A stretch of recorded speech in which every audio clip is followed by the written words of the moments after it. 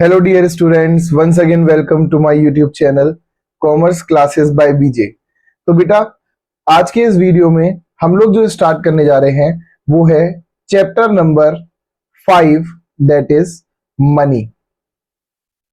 As you already know that previously in the videos we have already covered about national income, जिसमें हम लोगों ने national income accounting तक सारे numerical सारा पोर्शन कंप्लीट कर लिया है।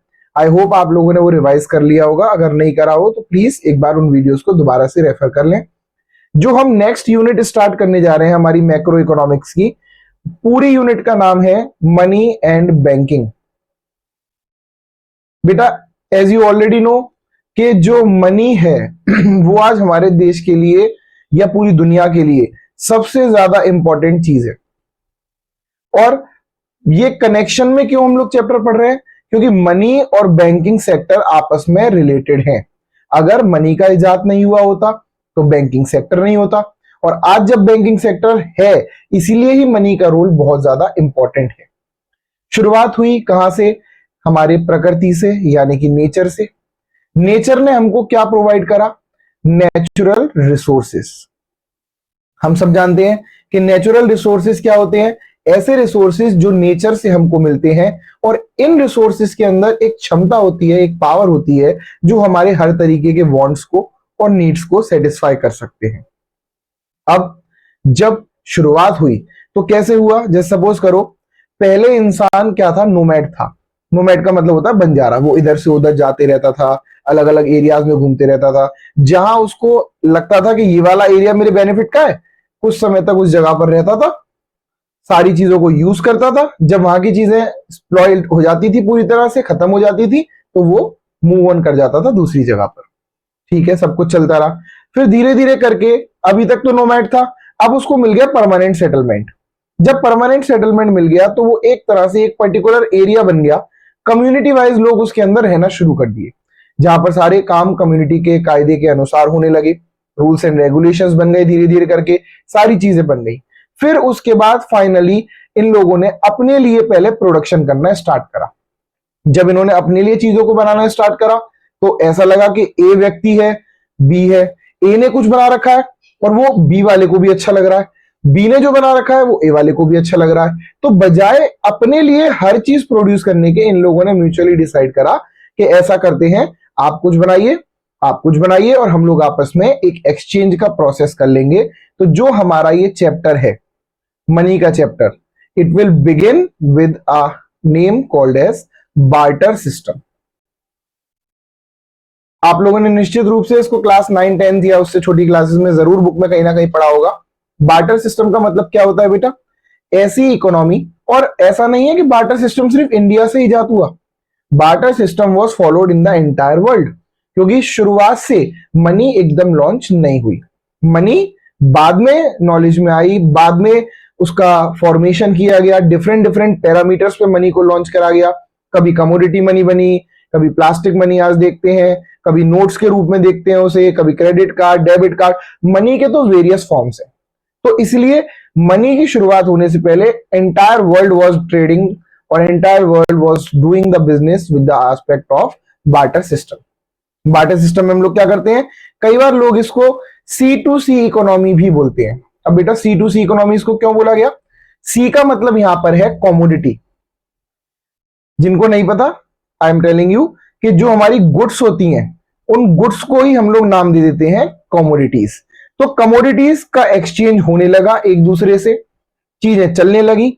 पर जैसा कि आप सब जानते हैं कि ये थोड़ा सा टिपिकल सिस्टम है। अब ये टिपिकल क्या बनाता है इसको? इसके अंदर की एक परेशानी that is called as double coincidence of wants.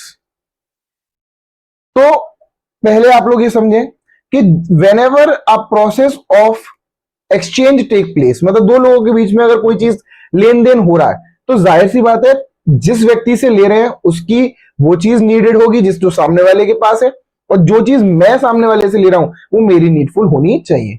That is called as double coincidence of wants. क्योंकि जाहिर सी बात है मैं कोई भी ऐसी चीज लेना प्रेफर नहीं करूंगा जिस चीज की मुझे नीड नहीं है। For the sake of example, मान लीजिए मैं एक प्रोड्यूसर हूं जो मैं वीट को प्रोड्यूस करता हूं। अब जब मैं व्हीट लेकर मार्केट में जाऊंगा तो मेरी एक्सपेक्टेशन है कि मुझे उसके बदले में क्या मिल जाए, राइस मिल जाए। हो सकता है कोई दूसरा व्यक्ति अपने घर से निकला हो जो कॉटन लेकर निकला है, लेकिन वो ढूंढ क्या रहा है, व्हीट ढूंढ रहा है। तो उसकी जरूरत की चीज मेरे पास तो है। What he wants wheat in exchange of cotton, but I want rice in exchange of my wheat. तो हमारे दोनों के बीच में ये प्रोसेस कंप्लीट नहीं हो पाएगा। और उसका कारण क्या रहेगा कंप्लीट ना होने का, क्योंकि हम दोनों के वांट्स जो है वो डबल कोइंसाइड नहीं करे। जब हमारे वांट्स डबल कोइंसाइड नहीं करे तो ऑटोमेटिकली हमारे बीच में ट्रेड नाम की चीज नहीं हो पाएगी। ठीक है, अब ऐसा नहीं है कि सिर्फ एक यही परेशानी थी, परेशानियां और भी हैं जिसकी वजह से मनी को लॉन्च होना पड़ा। तो मैं आप लोगों को मेजर 4 परेशानियों के बारे में बता रहा हूं जो बार्टर सिस्टम के अंदर हम लोगों को फेस करने को मिलती थी। आई होप आप सभी को पहली परेशानी क्लियर हो गई होगी, that is called as double coincidence of wants. कमी में आएगा, इसमें लैक वर्ड लिख लीजिएगा। Lack of double coincidence of want मतलब डबल कोइंसिडेंस ऑफ वांट्स की कमी थी, जिसकी वजह से प्रोसेस ऑफ एक्सचेंज में कहीं ना कहीं हमको डिफिकल्टीज और प्रॉब्लम्स देखने को मिला करती थी। ठीक है बेटा, आई होप इतना आप लोगों को समझ में आ गया हो। सेकंड पॉइंट अगर मैं बात करूंगा, lack of common measure of value. अब इसका मतलब क्या है कि बेटा जब हम लोग कमोडिटीज को आपस में क्या करते हैं, कन्वर्ट करते हैं। अब for the sake of example, हर एक चीज की मेजरमेंट यूनिट क्या नहीं है, सेम नहीं है। जैसे अगर मैं दो चीजों को कंपेयर करूं, suppose if I am comparing a rope, रस्सी का बिजनेस है, रोप का बिजनेस है, तो रोप को आप लोग मेजर करेंगे इन टर्म्स ऑफ मीटर। और अगर मैं बात करूं कि सामने वाले का बिजनेस है मिल्क का, तो मिल्क को आप लोग मेजर करेंगे इन टर्म्स ऑफ लीटर्स। तो यहां पर रोप और मिल्क के बीच में कोई रेशो फिक्स नहीं हो पाएगा।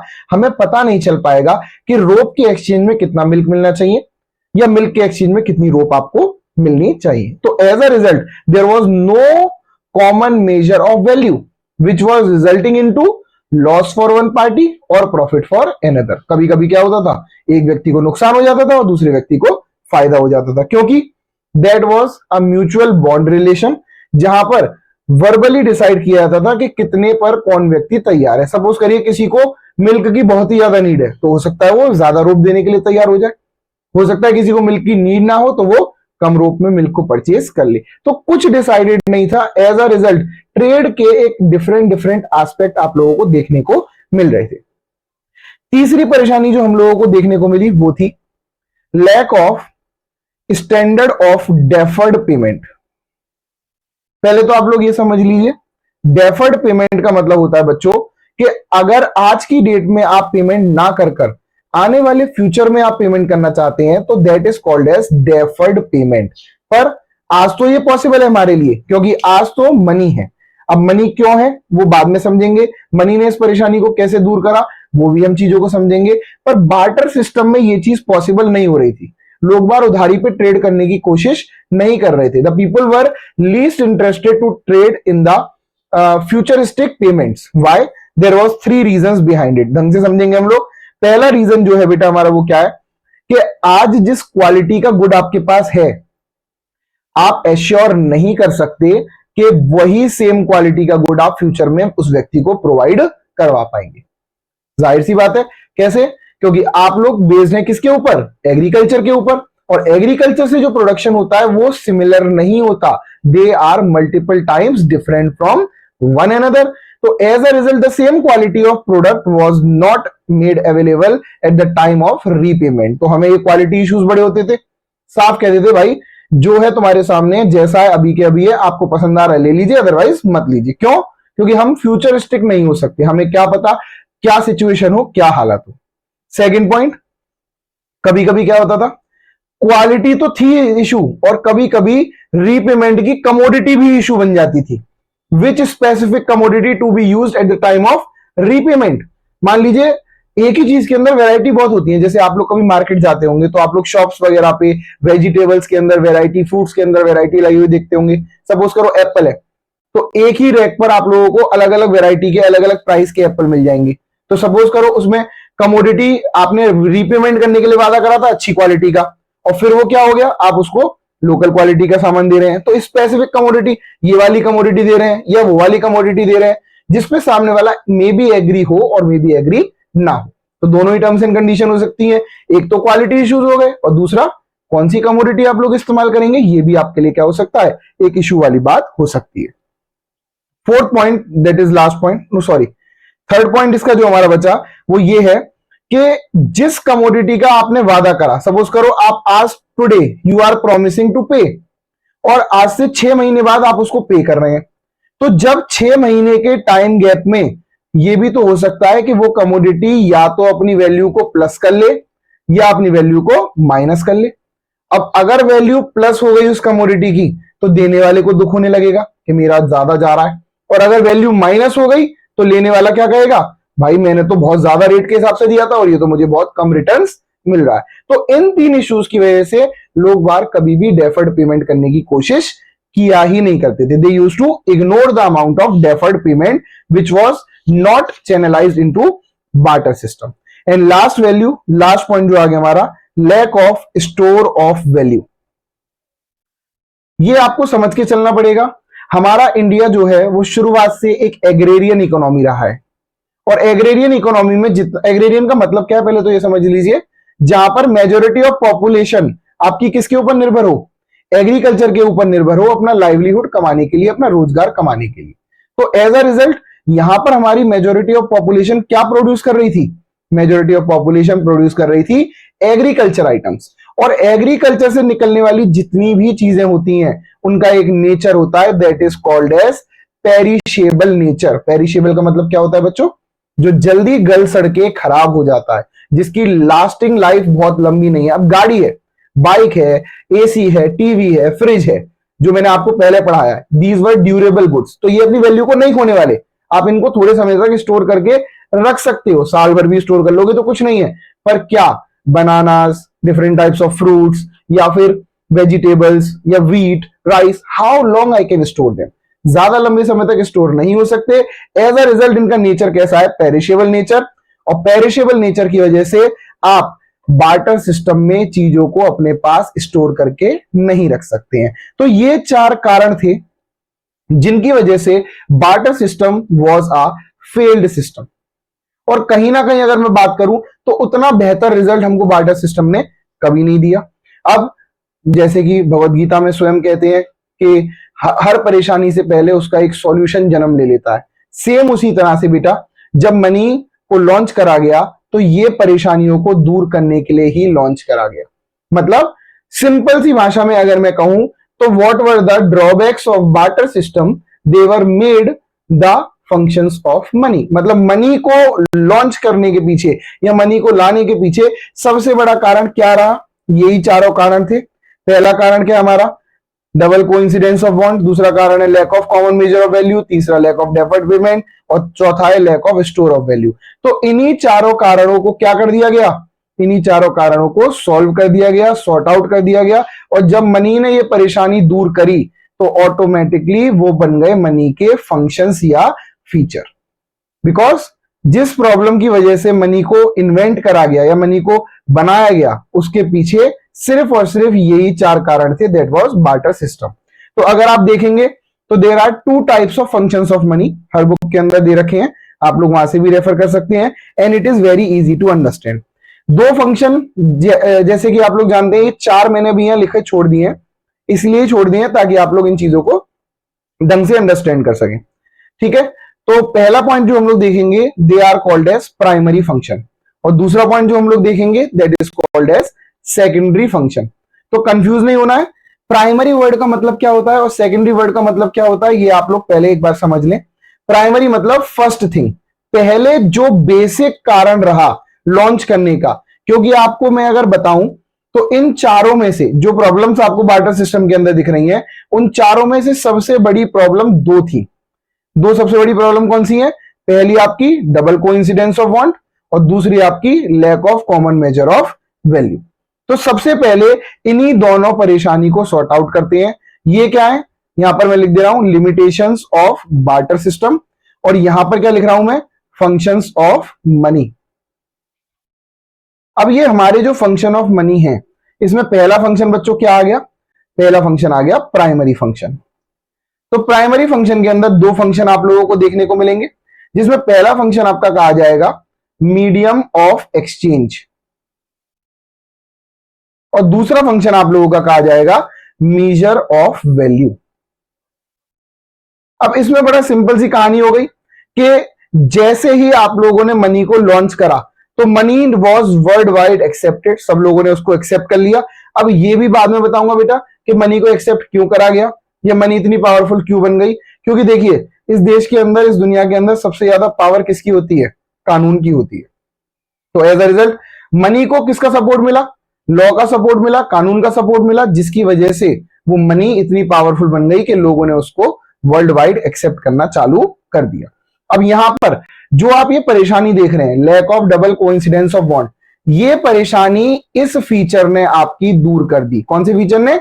मीडियम ऑफ एक्सचेंज ने। पहले क्या हो रहा था बार्टर सिस्टम के दौरान?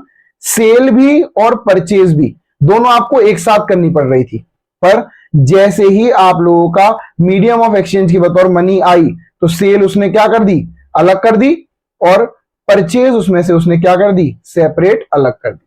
तो जब अब हमारे पास राइट था, अथॉरिटी थी कि हम आसानी से क्या कर सकते हैं, जिस व्यक्ति को जो चीज जितने रेट पर सेल करनी है वो उस रेट पर सुकून से जाके सेल करे, और जो पैसा उसको मिलेगा उससे वो जो चाहे वो इंडिविजुअली क्या कर सकता है? परचेज कर सकता है। तो इसमें ज्यादा कुछ नहीं है, इंडिपेंडेंसी मिल गई। सेल और परचेज के ट्रांजैक्शन जो आपस में पहले बंधे हुए थे, दोनों एक साथ ही किए जाते थे, वो ट्रांजैक्शन एक दूसरे से क्या हो गए बेटा? अलग हो गए। अच्छा, ये बात याद रखेंगे, मनी के पास अपनी खुद की कोई पावर नहीं है। मनी के पास सिर्फ एक मतलब मनी के पास पावर है, पर ऐसी पावर नहीं है कि वो आपके वांट को डायरेक्टली सेटिस्फाई कर सके। मनी के पास एक बहुत बड़ी पावर है, that is called as purchasing power. Purchasing power का मतलब क्या होता है? किसी चीज को खरीदने की क्षमता। तो जब परचेजिंग पावर मनी के पास है तो वहां से आप क्या खरीदेंगे बच्चों? Goods and services. और जब ये गुड्स एंड सर्विसेज आप खरीद कर लेकर आएंगे तो purchasing power goods and services खरीदकर आपके हर वांट को पूरा करने में आपकी मदद करेगी। This is called as medium of exchange. अब दूसरा पॉइंट जो हमारा आया वो है measure of value. Measure of value का मतलब मैंने ऑलरेडी आप लोगों को बता दिया कि जब यहां पर हम लोगों ने देखा बार्टर सिस्टम में तो कॉमन मेजर ऑफ वैल्यू हमको नहीं मिल रहा था, जिसकी वजह से हम लोग चीजों को, प्राइजेस को, अलग अलग चीजों को आपस में कंपेयर नहीं कर पा रहे थे। हम लोग कहीं ना कहीं उसमें क्या हो रहे थे? फेल हो रहे थे। तो फिर फाइनली हमने डिसाइड करा कि मनी आ गया। अब मनी क्या करेगा बच्चों? मनी बड़ी आसानी से, बड़े मतलब इजीली कहेंगे दो चीजों के बीच में एक रेशो बना देगा कि कौन सी चीज कितने रेशो की है। सपोज करो अगर वीट का प्राइस है 4 रुपीज पर केजी और राइस का प्राइस है 8 रुपीज पर केजी, तो इन दोनों के बीच में रेशो क्या हो गया? 1:2। इसका मतलब जितना क्वांटिटी भी आप किसकी दोगे? वीट की दोगे, वो हाफ डबल जाएगी किससे? राइस के कंपैरिजन में, क्योंकि rice is twice are costly as compare to wheat. तो बस ये रेशो बनाना बड़ा आसान हो गया, जिसकी वजह से चाहे कोई चीज मीटर में हो, लीटर में हो, किलोमीटर में हो, कोई सी भी यूनिट में हो, उस यूनिट से आप लोग क्या कर पाओगे? इजीली उसको एक्सचेंज कर पाओगे और उस प्रोसेस के थ्रू आप फैसिलिटेट कर पाओगे हर चीज को। ठीक है, तो प्राइस फिक्स होने लग गए, प्राइस रेशो फिक्स होने लग गया, और प्लस आज की डेट में आप जितने भी बिजनेस अकाउंट्स देखते हो या पूरा अकाउंटेंसी सब्जेक्ट देखते हो, पूरा अकाउंटेंसी सब्जेक्ट भी किसके ऊपर बेस्ड है? मनी के ऊपर ही बेस्ड है। क्योंकि अगर मनी नहीं होती तो बुक्स ऑफ अकाउंट को बनाना आपके लिए इम्पॉसिबल हो जाता। जैसे कि आप लोग जानते हैं ये प्राइमरी फंक्शन थे, इसी तरह से आप लोगों के होते हैं सेकेंडरी फंक्शन, वो भी जस्ट सिमिलर है, सेम है, उसमें कुछ नहीं है। लास्ट के बचे हुए दो हमारे जो बार्टर सिस्टम की परेशानी हमको देखने को मिल रही है, कौन सी दो परेशानी? पहला स्टैंडर्ड फॉर डेफर्ड पेमेंट और दूसरा स्टोरेज ऑफ वैल्यू। इस परेशानी को भी मनी ने क्या कर दिया? खत्म कर दिया, समाप्त कर दिया, दूर कर दिया। अब किस तरह से करा वो आप लोग बिल्कुल क्लियरली समझ लेंगे। डेफर्ड पेमेंट के बतौर अब million of transaction, 1000 crore of transactions are taking place every day. हर दिन आए दिन अगर आप देखेंगे तो करोड़ों ट्रांजैक्शन, मतलब आप मॉनिटर भी नहीं कर सकते, इतने ट्रांजैक्शन हो रहे हैं जो हमारे देश के अंदर मनी को सर्कुलेट कर रहे हैं, पैसे को सर्कुलेट कर रहे हैं, और कहीं ना कहीं हमारी इकोनॉमी फास्टर पेस पर स्पीडली ग्रो कर भी रही है। अब ऐसा यहां पर बहुत बड़े बड़े चेंजेस हुए। जैसे आज मतलब एक समय था जब उधारी हम लोग देना पसंद नहीं करते थे, और आज सब कुछ उधार पे चल रहा है। सबसे बढ़िया एग्जांपल इसका क्रेडिट कार्ड। कहां एक सिचुएशन थी जब इंसान जमींदारों के पास, बैंकर्स के पास, अलग अलग तरह की ऑर्गेनाइजेशन के पास, मनी लेंडर्स के पास जाया करते थे कि भैया हमें पैसे दे दीजिए, हमारे पास पैसे की नीड पड़ रही है और हमारे पास पैसा नहीं है। ब्याज भी देने के लिए तैयार थे, सारी चीज करने के लिए तैयार है। और कहां आज ये कंडीशन आ गई कि बैंक सामने से हमारे पास आगे कह रहा है कि sir the bank is offering you credit card, will you like to take it. और वो कह रहा है क्या फायदा है इससे कि sir you can withdraw this much amount, और उसके बाद इस पे कोई इंटरेस्ट भी नहीं है।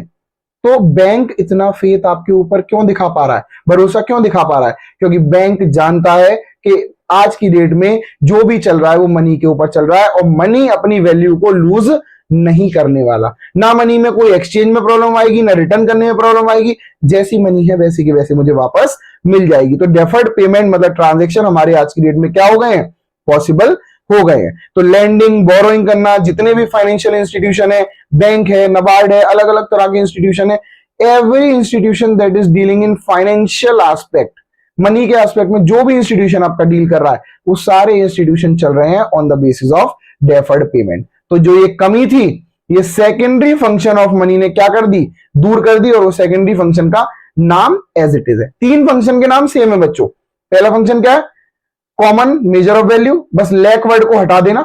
इधर क्या है, standard for deferred payment, lack word को हटा देना, और store of value, lack word को हटा देना। डबल कोइंसिडेंस ऑफ वांट का सिर्फ एक नाम आपको याद करना पड़ेगा, that is called as medium of exchange. ठीक है, अब आ जाते हैं फोर्थ पॉइंट पे, that is called as store of value. अब यहां पे हमको एक नया पॉइंट मिल गया, जो लास्ट पॉइंट या लास्ट फंक्शन या लास्ट फीचर ऑफ मनी भी कह सकते हैं, that is called as store of value. आज की डेट में it is very much easy, convenient, बहुत सहूलियत, बहुत आसानी से आप मनी को स्टोर करके रख सकते हैं। देखिए, मनी और वेल्थ किसी भी फॉर्म में स्टोर हो सकती है, पर सबसे ज्यादा कंडीशन अच्छी मानी जाती है कैश कंडीशन, मतलब लिक्विडिटी। क्योंकि आपको पता है कोई भी आप अदर चीज लेंगे तो अदर चीज डायरेक्टली पैसे के बतौर काम नहीं करेगी, उसको आपको पहले कैश में ही कन्वर्ट करना पड़ेगा। जैसे अगर आपके पास गोल्ड का स्टोर है, आपने अपने पास गोल्ड स्टोरेज करके रख रखा है, तो वो गोल्ड भी आप डायरेक्टली नहीं सेल कर पाओगे, पहले आपको उसको मनी में कन्वर्ट करना पड़ेगा, और फिर मनी के बाद उससे आप कितने भी ट्रांजैक्शन कर सकते हो। तो लोग क्या करते हैं, अपने पास पैसे को थोड़ा सा सेव करके रखते हैं। तो बार्टर सिस्टम के अंदर जो एक बहुत बड़ी परेशानी थी कि एग्रेरियन इकोनॉमी होने की वजह से, एग्रीकल्चर प्रोडक्ट होने की वजह से, पेरिशेबल आइटम होने की वजह से हम लोग किसी भी चीज को क्या नहीं कर पा रहे थे, हम लोग किसी भी चीज को स्टोर नहीं कर पा रहे थे। पर मनी ने आकर वो फैसिलिटी हमारे लिए क्या कर दी, बहुत आसान कर दी। आज की डेट में हम मनी को कितने भी लंबे समय तक स्टोर करके रख सकते हैं। आपके साथ छोटे मोटे इंसिडेंट होते रहते होंगे कि आप लोग कुछ चीजों को ढूंढ रहे हैं और ढूंढते ढूंढते आपको कोई 500 का नोट, 200 का नोट, 1000 का, पहले 1000 का नोट, अभी 2000 का नोट भी बंद हुआ, अलग अलग वेराइटी ऑफ नोट्स आप लोगों को कहीं भी पड़े हुए मिल जाते होंगे, और आपके चेहरे पे एक मुस्कान आ जाती होगी कि हाँ, मैंने ये वाला पैसा तो मेरे को याद ही नहीं है और ये मुझे मिल गया। क्यों आप खुश हो जाते हैं उस पैसे को देखकर? क्योंकि आप जानते हैं कि उस पैसे ने अपनी वैल्यू को खोया नहीं है, अनटिल एंड अनलेस वो डिमोनेटाइज ना हो गया हो। तो डिमोनेटाइजेशन तो एक बहुत बड़ा स्टेप है जो इजीली और फ्रीक्वेंटली नहीं होता है, पर हाँ 2016 के बाद से हम लोग 2 बार डिमोनेटाइजेशन देख चुके हैं, बहुत फ्रीक्वेंट हुआ। May be that is the another step of government, जिसके बारे में हम लोग बाद में बात करेंगे जब मैं आप लोगों को डिमोनेटाइजेशन टॉपिक पढ़ाऊंगा। आई होप इतना आप सभी को क्लियर हो गया होगा। तो चारों पॉइंट हमें समझ में आ गए। पहला पॉइंट, मीडियम ऑफ एक्सचेंज के बतौर मनी ने डबल कोइंसिडेंस ऑफ वांट्स की डिफिकल्टी को रिमूव कर दिया, जिससे कि दोनों पार्टी फ्री हो गई बाइंग एंड सेलिंग करने के लिए। मेजर ऑफ वैल्यू के बतौर common denomination, price ratio fix हो गया। स्टोरेज के बतौर हम लोग स्टोर करके रखने लगे, बड़े बड़े हम लोगों को ट्रांसपोर्ट करने के लिए या महंगी महंगी चीजों को स्पेसेस को रिक्वायर करने की अब हमें नीड नहीं पड़ने लगी। और डेफर्ड पेमेंट के बतौर उधारी के सारे ट्रांजैक्शन हमारे शुरू हो गए। तो यहां तक जो कहानी थी ये था इंट्रोडक्टरी पार्ट ऑफ मनी। इसके बाद जो नेक्स्ट टॉपिक नेक्स्ट वीडियो में हम कवर करेंगे उसमें ये चैप्टर खत्म हो जाएगा। डेफिनेशन ऑफ मनी, जहां पर legal definition, traditional, modern definition के बारे में बताऊंगा मैं आप लोगों को, और मनी सप्लाई से रिलेटेड चीजें देखेंगे कि M1, M2, M3, M4 calculation के मेथड्स क्या क्या होते हैं। तो आई होप आप सभी को यहां तक क्लियर हो गया हो। बेटा इन केस अगर आप लोगों को कोई भी कैसा भी डाउट होता है तो आप कमेंट करके भी पूछ सकते हैं, और इंस्टाग्राम पे मैंने चैनल का लिंक भी दे रखा है, वहां पे भी आप लोग अप्रोच करके अपने डाउट्स को क्लियर कर सकते हैं। और अगर आप लोगों को वीडियोस पसंद आ रही हैं तो please do like, share and subscribe. Thank you.